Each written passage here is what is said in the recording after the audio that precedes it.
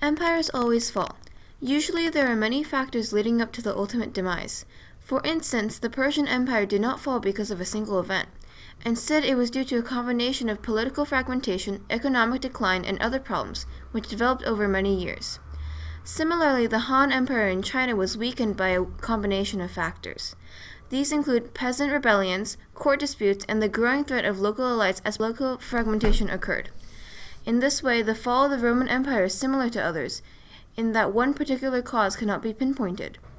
But the so-called fall of the Roman Empire has especially intrigued historians for years. Numerous factors have been suggested and debated. In this video, we will compare the fall of the Roman Empire with other empires and also discuss some reasons for its demise.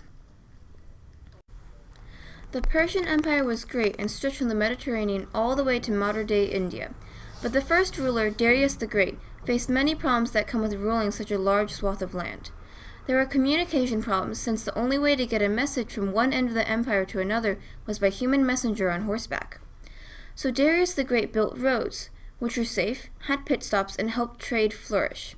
He also needed to decide what to do with all his land, so he divided it into 20 provinces, called satrapies, each controlled by a satrap. Because he worried about losing control to the satraps, he appointed separate military and financial officials for each satrapy which report directly to him. Although this system worked for a while, emperors eventually became weaker while satraps grew stronger. Fights broke out over succession, and the economy went downhill. In the 330s BCE, the declining empire was conquered by Alexander the Great. The Han Dynasty was the largest empire that China ever had up to that point.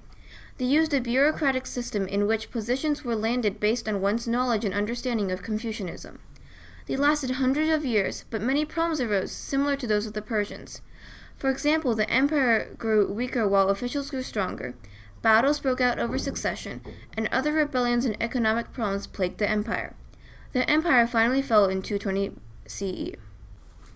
In Rome, there was a period called the Pax Romana, from 27 BCE to 180 CE, in which the Roman Empire was at its peak. This was due to several factors, including political stability, economic integration, and urbanization. Before the Pax Romana, there had been many civil wars, but now the emperors made many regulations, including bureaucratic reforms and military reforms. They started paying the soldiers directly and taking some power away from the generals to avoid civil wars. They also started to build roads, which improved trade routes and led to economic integration. During this time, cities grew in size, leading to urbanization. All these factors positively influenced the Roman Empire. During the 3rd century crisis, Rome started falling apart. The Germanic tribesmen were a growing threat. Disease broke out, and the army was becoming stronger. This was problematic because it could lead to civil wars and uprisings. Rome also got most of their wealth from military expansion, and during this time, that had ceased, leading to economic problems. The general deterioration of the currency also led to economic problems. After 256 AD, the value of the denarius fell rapidly. This problem didn't affect everyone in Rome at the same level. The poor were used to bartering and were not nearly as affected by this change in the economy as the wealthy aristocrats were. Another problem was that the government, realizing that the denarii had no worth anymore, gathered taxes in gold. After a period of overtaxation, the poor started becoming dependent on wealthy landowners, making them more powerful.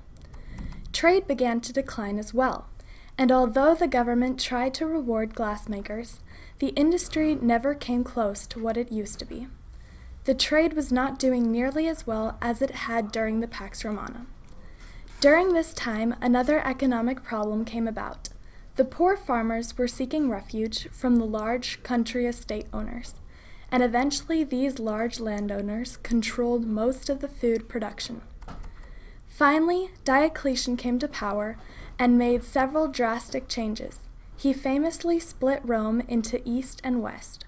He also split the army into provinces to prevent them from getting too much power, and recruited more Germanic tribesmen for the diminished army. These reforms saved Rome at first, but then led to the Western Empire's ultimate destruction. Before Diocletian's reforms, the Roman population decreased due to several reasons.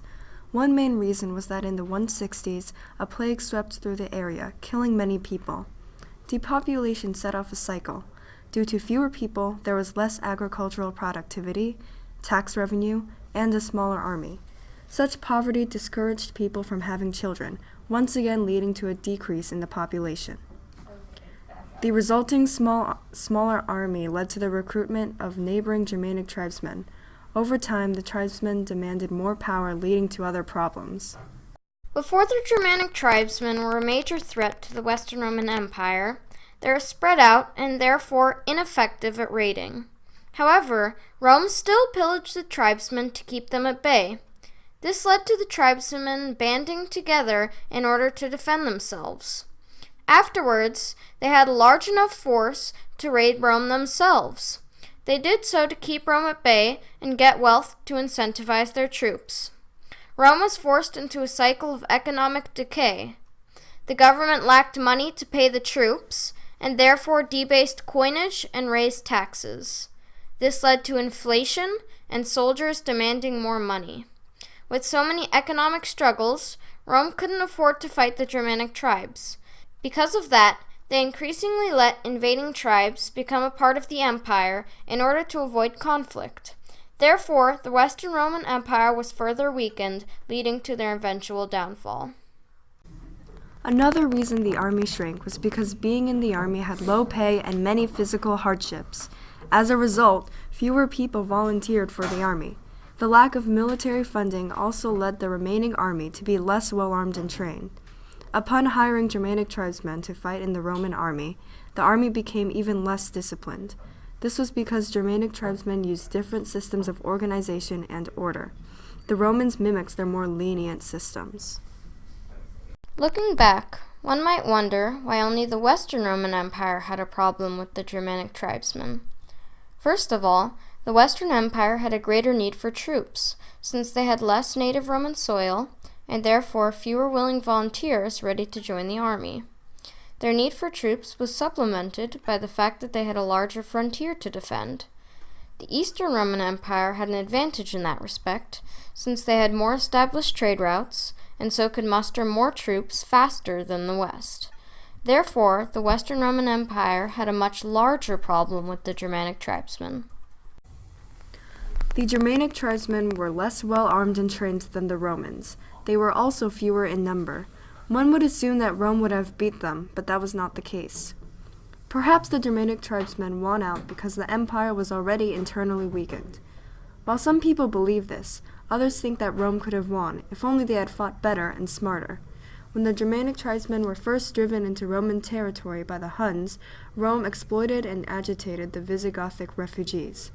Later, Rome suffered a devastating defeat at Adrianople in 378 due to poor planning and overconfidence.